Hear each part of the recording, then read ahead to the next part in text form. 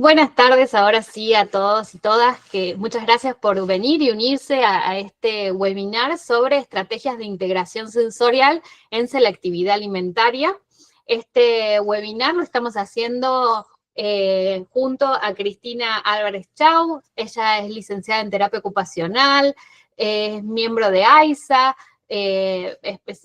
formada en lo que es la terapia sensorial. Y vamos a estar hablando un poco de esto de la integración sensorial.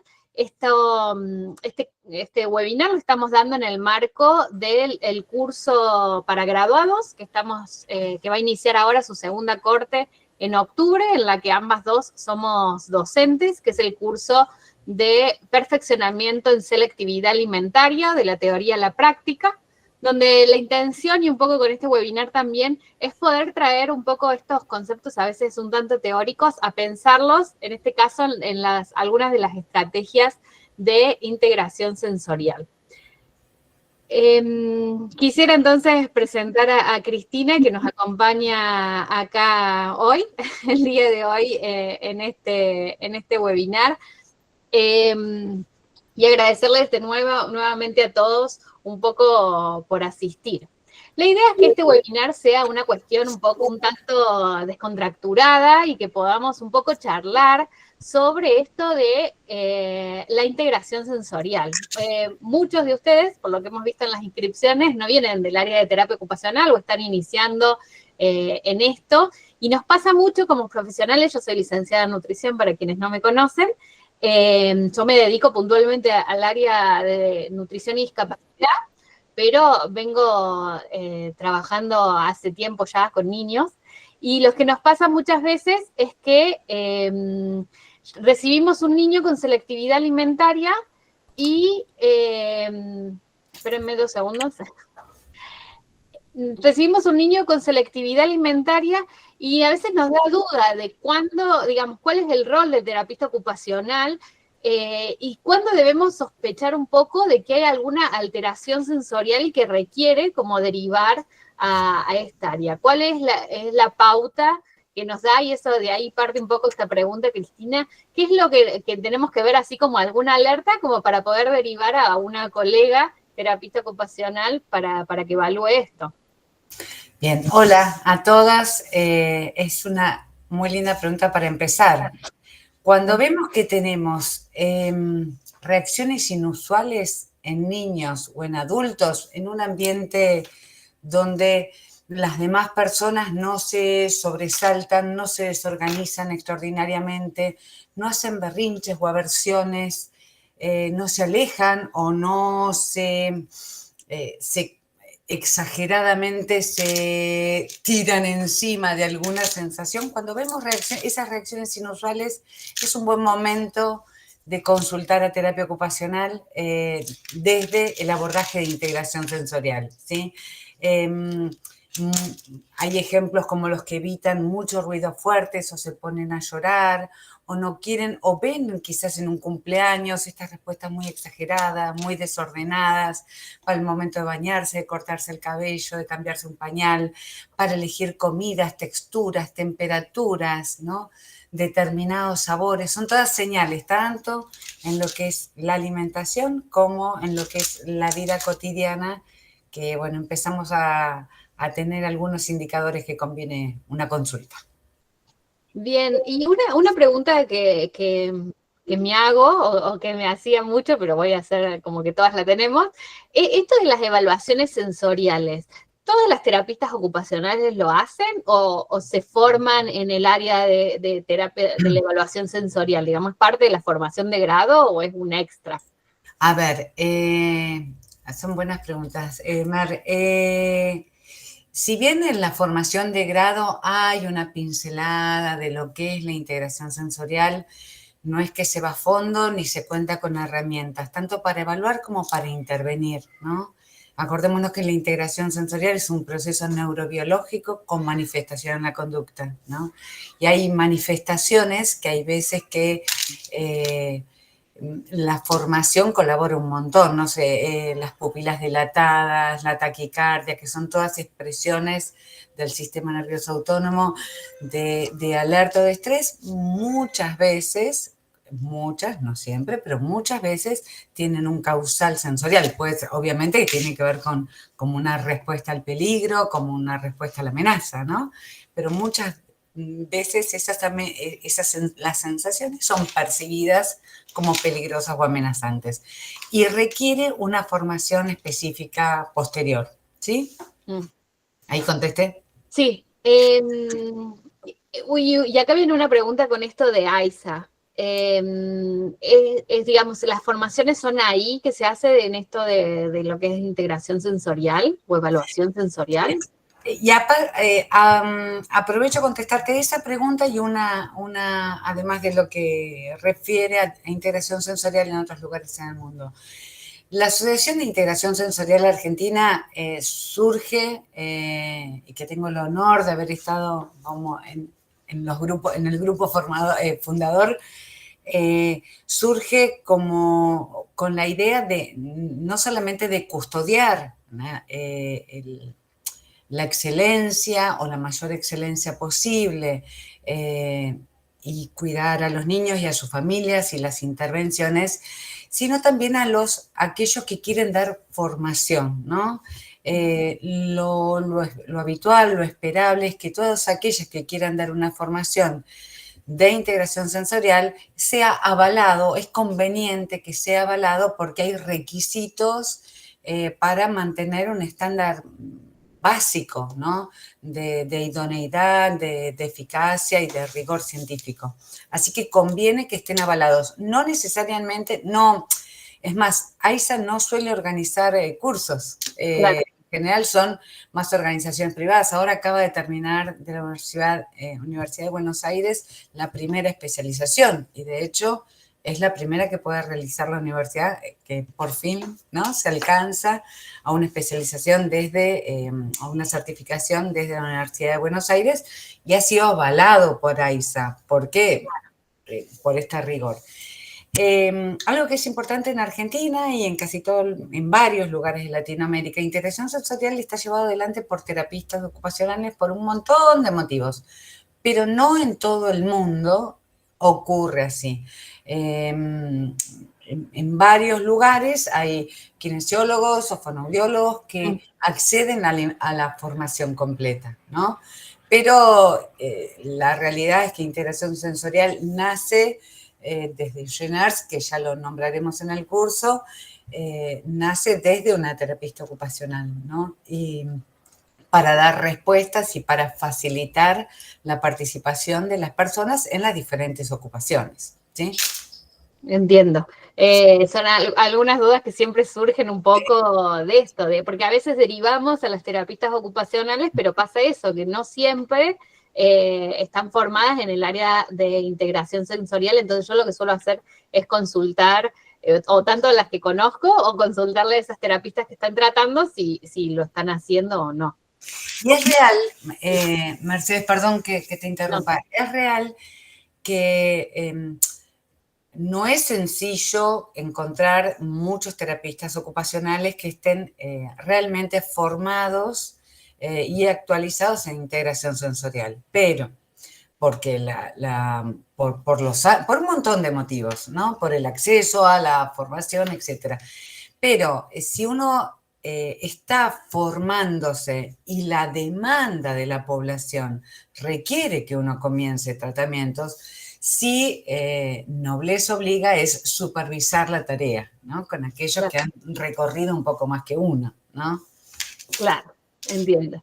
¿Y estas evaluaciones sensoriales, de qué constan? Más o menos, si nos puedes contar como rápidamente, ¿tienen que ver con algún tipo de instrumento estandarizado o son evaluaciones más de tipo clínicas? Hay de ambas, hay de ambas. La que está, digamos, la que se escucha mucho, ¿no? Y todo el mundo la pide, con comillas, ¿no? Haceme el perfil sensorial. Y en realidad es una evaluación, ¿no?, que se llama perfil sensorial, que es de Winnie Dan, que está estandarizada, es un cuestionario que completan los padres, ¿no? Y ese cuestionario está estandarizado.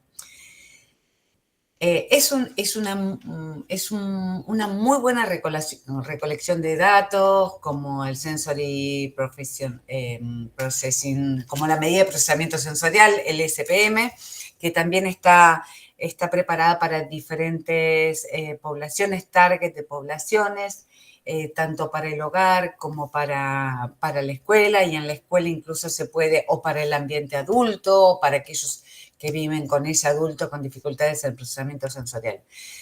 Ambos dos, hay otras, pero me parece que interesante detenerme un poquito en esto, porque habla mucho de la regulación sensorial o de la modulación. Ambas están estandarizadas, ambas son cuestionarios a completar, pero están completados por los padres que no son especialistas en integración sensorial, por maestros que no son especialistas en integración sensorial, ni deben serlo, porque son los papás o son los maestros o son los cuidadores. No deben serlo, ¿no? Entonces, es muy importante que ese cuestionario que nos ha dado tanta información tan rica y que está estandarizado, esté cotejado con la clínica, ¿sí? Con otras evaluaciones que pueden ser estandarizadas o pueden ser solo estructuradas dentro de lo que es la sala de integración sensorial. ¿Sí? Entiendo, sí. Se entiende mejor con la respuesta y cómo es la evaluación. Y ahora, yendo un poco al tema de la selectividad alimentaria, uno a veces, lo digo como licenciada en nutrición, uno a veces en la consulta recibe una familia y cuando empieza a hacer la anamnesis y preguntar sobre esto, cómo está haciendo la alimentación, etcétera, uno encuentra o ve que, por ejemplo, hay algo con las texturas que la persona, no sé, no tolera ciertos grumos o que requiere algo siempre todo procesado. Uno indaga un poco más de dónde viene eso, pero esos aspectos que tienen que ver con las texturas o a veces las temperaturas de las comidas, que quieren o todo caliente, o todo frío, todo a temperatura ambiente, ¿nos puedes dar pistas de que necesita algún tipo de evaluación sensorial? Totalmente, totalmente.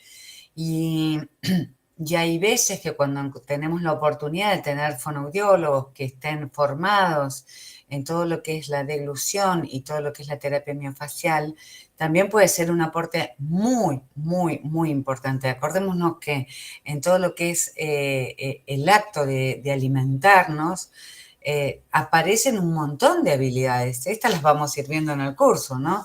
Pero esta que justo vos nombraste los grumos, y hay niños que pueden tener dificultades en el tragado, ¿no? Que las habilidades oromotoras básicas no se han ido desarrollando, ¿sí?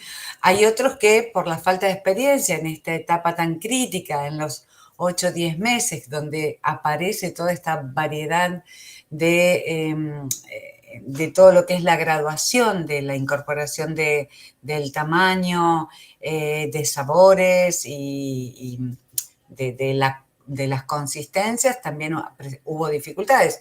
Hay veces por, insisto, habilidades motoras y a veces por habilidades que si bien están tan integradas, ¿no? Las habilidades motoras con las sensoriales, esto es inevitable, pero puede tener como un brillo especial esta de la sensorialidad. Sí, las dificultades en la textura y en las temperaturas nos habla de un sistema táctil que puede ser mucho más sensible que para otras personas, ¿no? Y pensando un poco en esto de las estrategias que se utilizan en la integración sensorial, las estrategias de intervención, muchas veces, no sé, derivamos a la terapista ocupacional a un niño con selectividad alimentaria y termina, no sé, haciendo unos juegos en una hamaca o trabajando con burbujas, por ejemplo. ¿Qué tienen que ver un poco este tipo de estrategias que se implementan con la selectividad alimentaria? A ver, primero que si lo pensamos en el sentido común es bastante más fácil, ¿no? Si yo me encuentro en bienestar, suelo estar mucho más disponible para aquello que es un poquito más difícil, ¿no? O más significativo o más empeñativo. Entonces, la primerísima parte tiene que ver con estar regulados. Si estamos regulados, si estamos disponibles y en bienestar, aquello que nos compromete un poco más, nos va a encontrar como mejor parados, ¿no? Algo así como una prueba difícil, si tengo varios 2 atrás, me dispone mejor o me dispone diferente que si tengo un 8, un 9, un 10 atrás. La disponibilidad frente a ese desafío puede ser diferente. Segundo, que el mismo nombre, integración sensorial, nos habla que los sistemas, si bien tienen sus propios receptores y su fin principal, también cada uno de los sistemas está interactuando con otros, ¿sí? Para poder, para poder dar una respuesta adaptativa, ¿sí? El estar arriba de una hamaca me permite un mejor control postural, me permite un estímulo que si es de un tipo o el otro me puede ayudar a calmar o me puede ayudar a activar.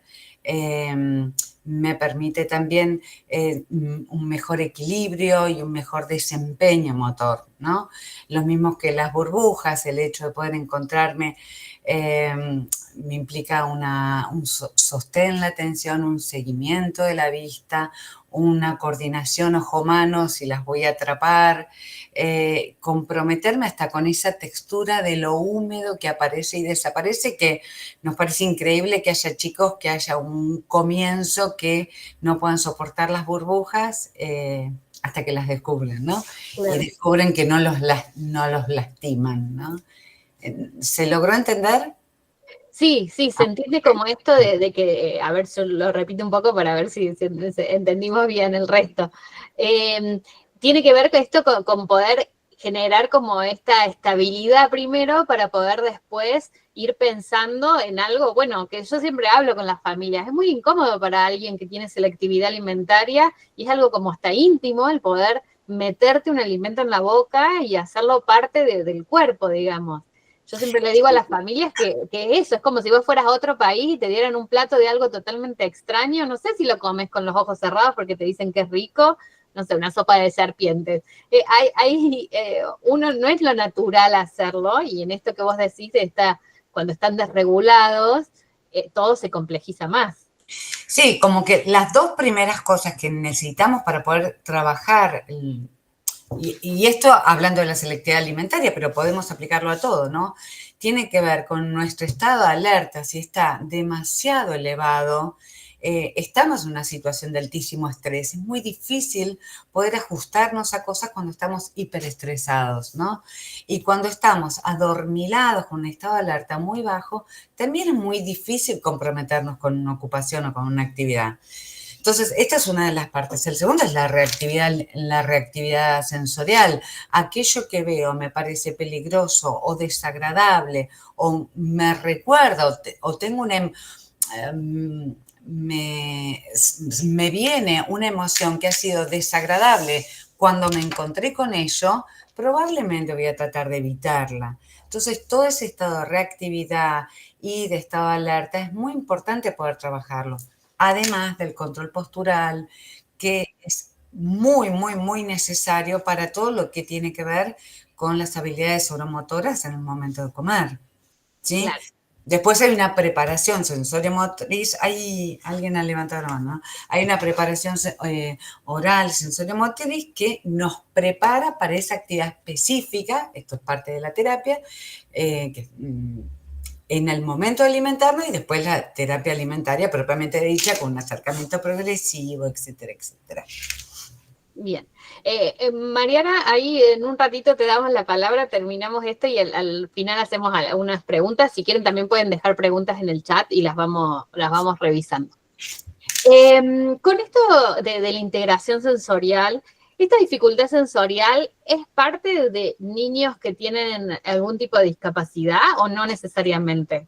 ¿Se ve solamente en niños con autismo, por ejemplo, o no necesariamente? No, es posible, no es que debe ser así. Es posible que niños o adultos que se encuentran con algunos otros desafíos en varias de las ocupaciones puedan aparecer dificultades en la selectividad alimentaria. Un niño con parálisis cerebral es posible, ¿sí?, que se encuentre con desafíos oral-motores y además de todo lo que tiene que ver con el manejo de la sensibilidad táctil, ¿sí? Claro. Quizás no olfativa. Pero así como está el autismo, puede haber niños con un desempeño bastante típico en varias áreas. No dije totalmente típico porque muchas veces la selectividad alimentaria es como la punta de un iceberg donde aparecen desafíos en diferentes ámbitos, ¿no? Pero el niño con mucho, mucho esfuerzo va participando, ¿no?, de las Claro. diferentes ocupaciones. Pero eso siempre es bueno aclararlo porque hay veces que es como, solo se sospecha si hay alguna discapacidad y si no, no es motivo de derivación. Y creo que siempre es una cuestión que hay que trabajarlo, hay que indagarlo, y también uno, al menos hablo desde mi rol como licenciada en nutrición, que no hago integraciones sensoriales, entonces me apoyo mucho de aquellos profesionales que sí lo hacen. Entonces prefiero derivar, que se vea y se trabaje, y tal vez hay otras cuestiones que se trabajan desde el área de terapia ocupacional que pueden ayudar, haya o no esa necesidad de integración sensorial, capaz desde otra especificidad de la terapia ocupacional también se puede trabajar. ¿Y qué otras estrategias de integración sensorial se pueden utilizar o podés mencionar o contarnos un poco que se utilizan para lo que es la selectividad alimentaria? A ver, todo lo que son, a ver, voy a decir algo que es del sentido común, ¿no? Ni tampoco decir que esto es la única situación, ¿no? Ya hablamos de lo que es preparar nuestro estado de alerta, de lo que es preparar nuestra reactividad, tenemos que trabajar mucho el control postural y tenemos en lo específico, en la selectividad alimentaria, la manipulación de masas, de olores, el invitar a cocinar, ¿no? Un paréntesis, hay que armarse de paciencia. Aquellos niños y aquellas personas que han, sin desearlo o sin ser conscientes, que están determinados en no probar un alimento nuevo y se convierte en una amenaza solo acercarlos a su plato, hay que hacer un trabajo muy, muy, muy lento, muy determinado, con mucha determinación de parte de los adultos y con una inmensa dosis de paciencia, ¿no?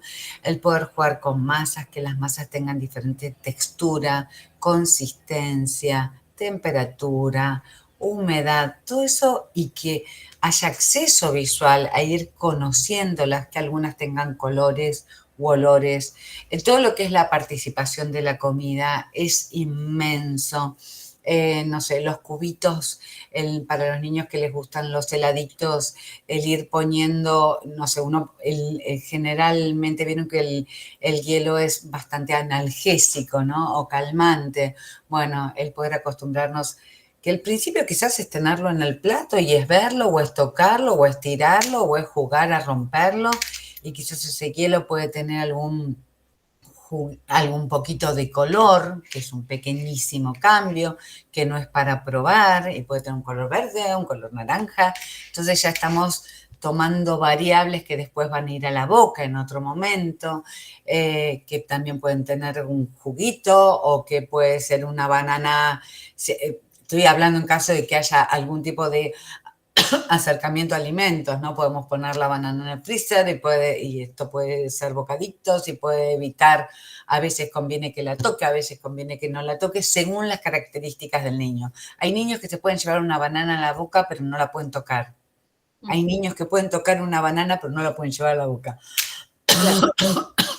¿No? Sí, siempre pasa esto de ir viendo. Yo siempre hablo de esto y la importancia también de ver cuál es nuestro punto de partida con cada niño, porque va a ser muy distinto. Hay niños que es eso, ni siquiera toleran en el plato o adelante de ellos algunos alimentos. Otros niños sí los pueden tocar y no tienen ninguna dificultad, y es más cuestión de, hasta los llevan en la boca pero los escupen y hasta ahí llegan. Entonces siempre el comienzo va a ser distinto, digamos, de las estrategias. Y es muy importante recordar que hay una gran cantidad de pasos. Un niño que lo lleva a la boca y lo escupe, hizo muchísimo, ¿no? Y tanto para el terapeuta como para los papás, poder capitalizar todo eso que está hecho, porque muchos papás se desaniman cuando no, lo tira o se lo ofrecí o lo probé 2 veces, ¿no? Hay una cuestión de desánimo cuando quizás hay niños que necesitan ser... conectarse o tener acceso a ese alimento como una oportunidad 10 veces y otros necesitan 20 veces y otros 30 veces para animarse a probarlo y después de animarse a probarlo y quizás escupirlo, retroceden 2 casilleros para Sí. poder volver a avanzar, ¿no? Por eso digo que es una gran determinación y una gran paciencia, porque si nosotros creemos, bueno, que hay algunos niños que tienen una sensibilidad muy, muy alta y van a estar muy restringidos. Esto es real. Pero son muy pocos, ¿no? Eh, y el caminito va a ser muy largo, pero la mayoría exige como de parte del ambiente una gran paciencia y una gran determinación, ¿no? Y un gran compartir con otros estos famosos secretos, ¿no? Eh, Muchas veces los que tenemos que tolerar la frustración somos los adultos, no los niños. Sí, los Eh, profesionales Sí, también. totalmente, los profesionales. Sí, sí. Y la familia, eso, los que acompañan, porque también me ha pasado muchas veces que eh, se ha generado una situación tan estresante alrededor de la comida, del momento de la comida familiar, que a veces el niño, o te dice la misma familia, va a lo de la abuela y sí come las cosas, o vos lo ves en el consultorio y está con otros niños, a veces el compartir con otros niños o hacer un taller con otros niños, un juego con otros niños, lo predispone distinto, digamos, que ese momento madre-niño o padre-niño que genera como otro tipo de relación o de estrés, ¿o no? Y esto que vos decís, Martín, es así tal cual. Y uno, yo te diría que en mi experiencia de trabajo, casi hasta celos me da de los pares, ¿eh? Como diciendo, Sí, ¿por qué se anima a comer la fruta en el cole? ¿No? ¿Por qué come hummus en determinado tipo de escuela y no logro que coma una galletita de agua en el consultorio? Son estos celos porque, y esto me parece tan maravilloso, si yo puedo leer al niño y puedo aprovechar las intervenciones, no importa si lo hace conmigo. Lo que voy a promover son espacios de confianza. Yo voy a trabajar todo lo previo, todo lo previo, todo lo que es su reactividad, todo lo que es su estado de alerta, todo lo que es su exposición, todo lo que es la graduación y quizás el acto de comer, muchas veces se da en otro ambiente. sí. Y está bien, y está bien. Sí, y hay veces que también está bueno poder generar ese tipo de espacios, porque a mí me ha pasado a trabajar en centros de rehabilitación y a veces es eso, generar un espacio de trabajo colectivo, de algún espacio de taller, de encuentro con otros, y la verdad que es eso, muchas veces pasaban que se animaban a hacer muchas más cosas que las que hacían en las terapias individuales, porque están con sus pares, digamos, con otros niños, en un contexto más de juego y no tan de supervisión, ¿no? Que a veces Mira, vos, estamos. vos sabés que yo te escuchaba, decía tal cual, y justo que nombraba el humus, ¿no? Uno de los chiquitos que estoy atendiendo, un bombón, es un niño particularmente muy sensible sensorialmente, ¿no? Entonces es de un gran desafío muchas de las actividades de la vida diaria, ¿no?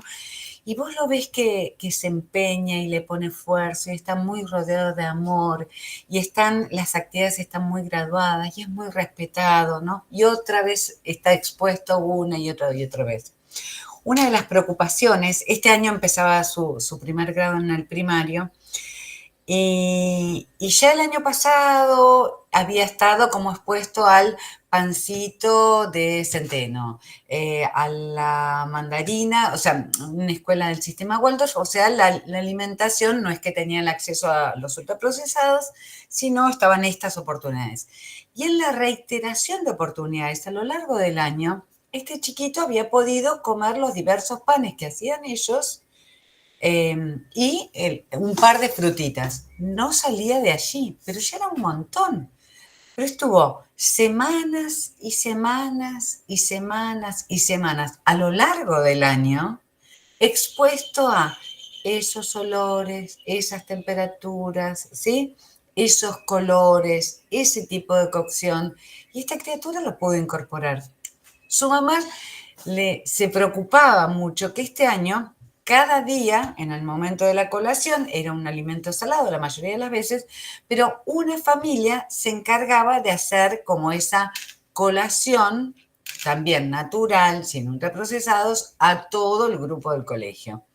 Y cada familia tiene su costumbre, su cocción, su marca, su tiempo, su cantidad de huevos, por ejemplo, y cambia el sabor y cambia el color. Entonces ya la exposición iba a ser mucho menos previsible para los niños sensibles.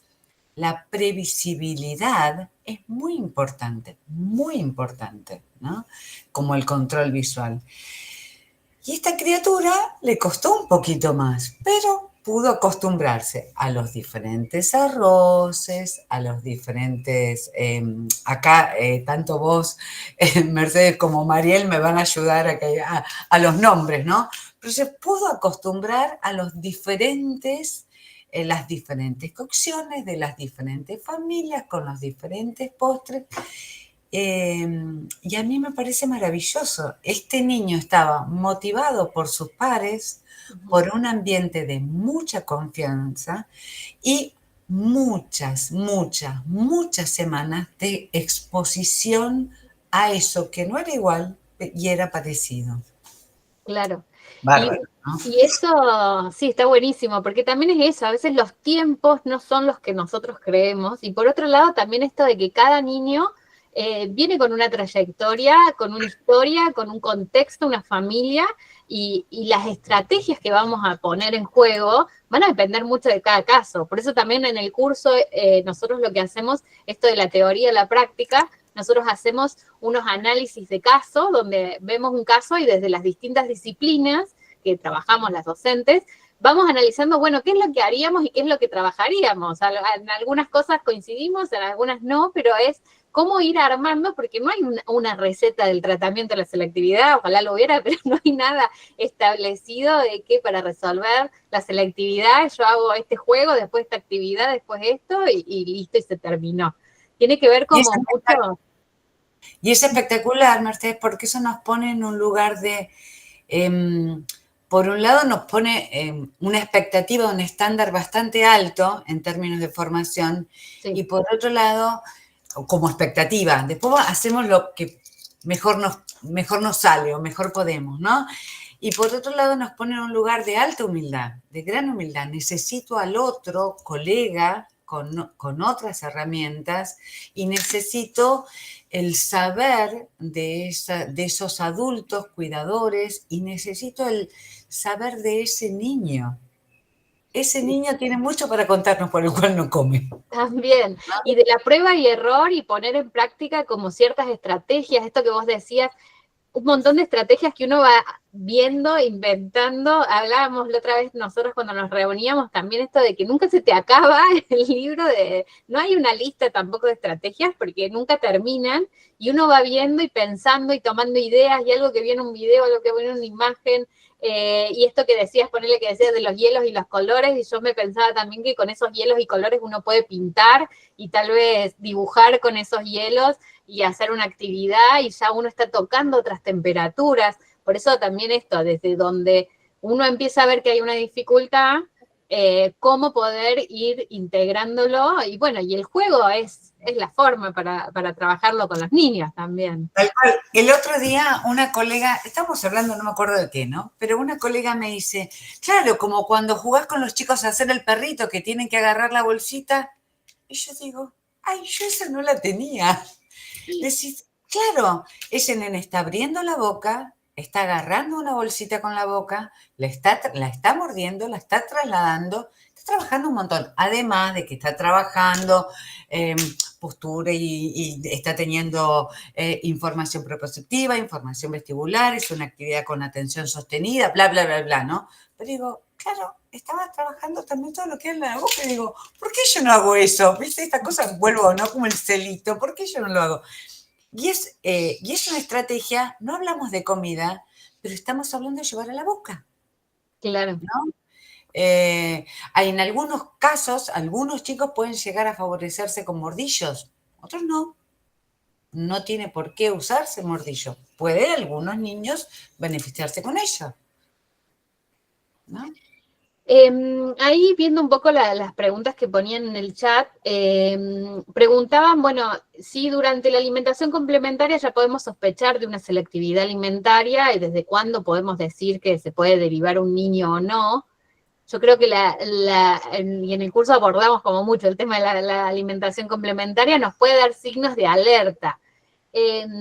La selectividad alimentaria, como saben, no es que tiene una definición puntual o que yo digo, a partir de 10 alimentos ya es selectividad alimentaria y uno me dice no 15 y otro me dice no 5. No hay un número, una cantidad de alimentos que determine o no exactamente qué es la selectividad alimentaria. Sí vamos a hablar de cuándo aparece algún tipo de trastorno relacionado a la selectividad alimentaria, vamos a hablar de hasta qué momento la selectividad alimentaria es parte del proceso evolutivo de un niño y cuáles son las pautas que a nosotros nos puede ver, digamos, si vemos un niño que ya tiene 12 meses y todavía consume toda la alimentación en forma de papilla procesada y no tolera ningún tipo de grumo, no tolera esto que decíamos antes, no tolera ningún tipo de grumo o algún cambio en la consistencia o no incluye otros alimentos que no sea, no sé, la calabaza, la papa y el pollo, por así decirlo, y nos van a dar signos de alerta, pero digamos, un diagnóstico de selectividad alimentaria no se da solamente por cómo sea o no sea la alimentación complementaria o qué alimentos sí o no come, digamos, tiene que ver con más cuestiones. No sé si querés, si está bien o querés agregar algo más, Cristina. No, creo que es así. El tema del ingreso de los alimentos es muy significativo, es muy significativo. También es cierto que cuando ocurre una injuria en los primeros 6, 8 meses, una injuria, estoy hablando de alguna situación médica, un niño que ha tenido que tener una traqueotomía, los niños que sus papás son muy selectivos alimentarios, que su mamá es muy selectiva alimentaria, que siempre ha tenido la misma marca de la leche de fórmula porque no pudo ser amamantado. Digamos, no es que son indicadores de un niño con dificultades de procesamiento sensorial, pero es cierto que no ha sido ejercitado, ¿no? Todo lo que es la variedad, tanto de lo que son habilidades oromotoras como todo lo que tiene que ver con las respuestas adaptativas a una variedad de estímulos. Y otra pregunta que hace Carolina, ¿hasta cuándo se puede esperar como madre o padre para consultar? Y yo creo que cuando ya existe una duda de la alimentación, si la alimentación es suficiente o no es suficiente, es momento de consultar. Después uno verá cuándo es el momento o no de hacer un diagnóstico o cuándo no hacer una intervención, pero si existe una duda, para mí ya es momento de consulta. Y después también esto de que ya... eso de esperar, como que ya es una visión como un poco vieja ya. Generalmente los nuevos lineamientos nos dicen que siempre tenemos que actuar, cuando se ve alguna alteración o algo, ya se tiene que actuar y no hay tampoco que esperar a un diagnóstico, y esto lo digo desde la selectividad alimentaria, desde el TEA, desde la parálisis cerebral o desde cualquier otra condición de discapacidad que pueda haber. No esperamos a que tenga un diagnóstico para que arranque las terapias, sino No, que se que- va haciendo, si vemos algo que no está del todo, lo vamos resolviendo y actuando en eso. y es claro, y esto no es patologizar, no es No, hacer patológico algo. Eso es, hay una situación de duda que cuando, eh, que sí, si no hay que resolver nada, a ver, cualquier profesional que trabaja con niños debe jugar, por lo cual la situación debería ser bastante placentera para un niño, ¿no? Vamos a partir de esa premisa. Lo más parecido a lo placentero y la situación lúdica. Si hay algo para intervenir, es muy sencillo o, digamos, están las herramientas para que sea muy sencillo. Si se ha complicado mucho, hay que desactivar varios meses o años de lo andado, que hay veces que ese desactivar requiere intervenciones como un poco más complicadas, ¿no? Los niños han instalado patrones de comportamiento, los padres han instalado patrones de comportamiento y cuando hay que, bueno, eso lo van a decir ustedes, ¿no? Cuando hay faltantes en todo lo que tiene que ver con lo que es, o tenemos pautas de crecimiento y desarrollo o indicadores que son de riesgo, las intervenciones son un poquito menos lúdicas, ¿no? claro. Entonces, no hace falta ser patológico, algo que uno puede resolver de un modo mucho más amoroso y sencillo. Y cuando los papás y los adultos entendemos qué ocurre, en general tenemos muchísima más calma para intervenir, en general, y somos mucho más asertivos para intervenir y generamos mucho menos estrés en quien tenemos a nuestro cuidado.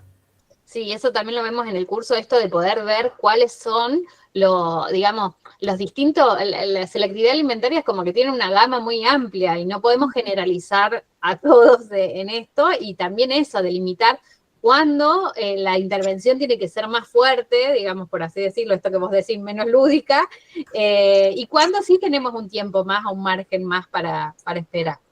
Y una última pregunta de esto que venías diciendo, que muchas veces esta selectividad alimentaria viene también de los padres o de los adultos, y si bien puede tener que ver con cuestiones de conductas, de hábitos, lo que sea, pero mi pregunta es si la integración sensorial es solo una cuestión que se hace en niños, o también se puede o se podría hacer en adultos, si hay adultos que tengan estas dificultades sensoriales que no se han identificado a tiempo.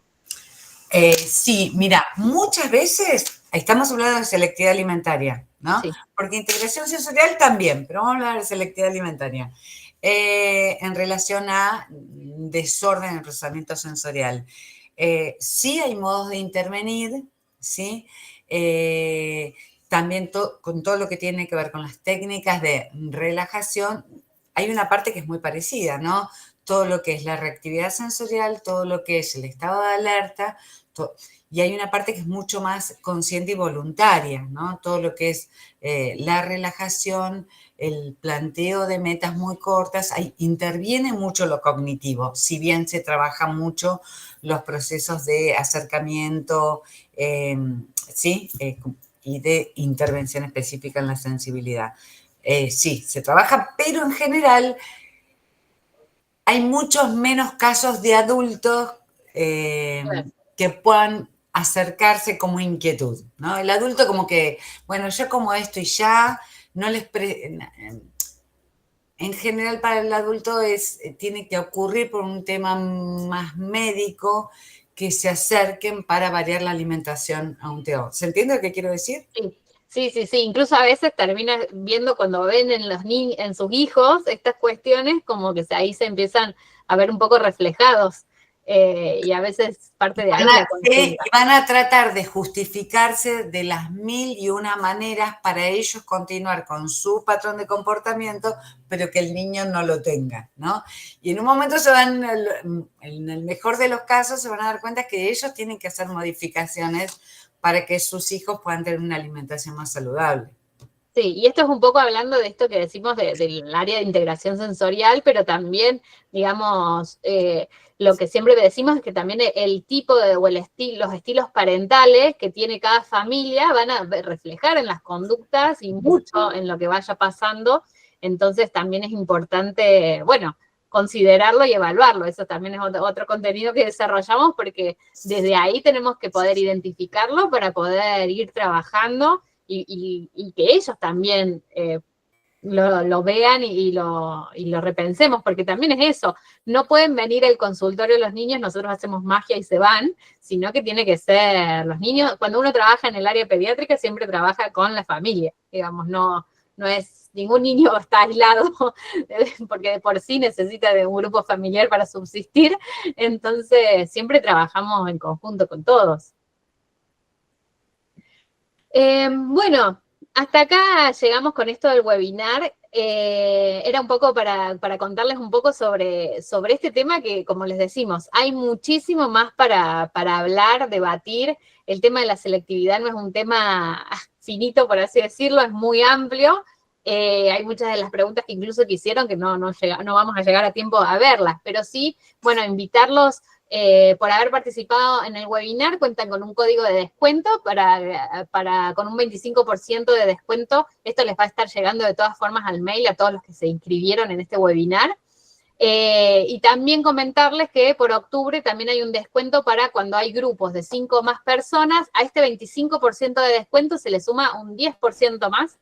Así que pueden acceder, digamos, a este descuento en grupo, pero bueno, la formación es el primer paso. Cada vez vemos más casos de selectividad alimentaria, es una constante que, digamos, se acerca más al consultorio, creo que desde todas las áreas, yo trabajo en discapacidad, pero quienes no hacen discapacidad también lo ven muy frecuentemente, y desde también otras disciplinas, no solamente desde nutrición, así que formarse en esto es importante, porque a veces el no estar formado y hacer a veces una intervención puede dañar más el proceso de lo que puede ayudar. Entonces, saber conocer un poco más es importante. Muchas gracias a todos los que han participado de este espacio.